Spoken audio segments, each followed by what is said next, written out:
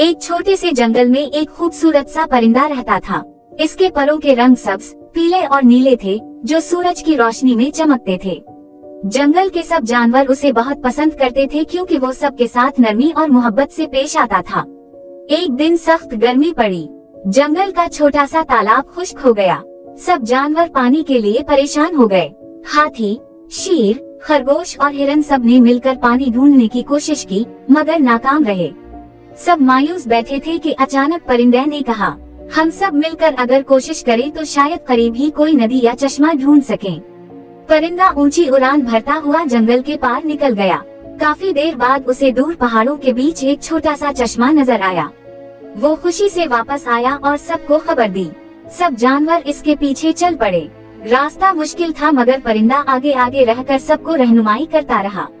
आखिरकार सब जानवर चश्मे तक पहुंच गए और ठंडा, मीठा पानी पिया। सबने परिंदे का शुक्रिया अदा किया। हाथी ने कहा, अगर तुम हिम्मत ना करते तो हम सब प्यासे ही रहते। परिंदा मुस्कुराकर बोला, दोस्तों, अगर हम सब एक दूसरे का ख्याल रखें तो कोई मुश्किल बड़ी नहीं रहती।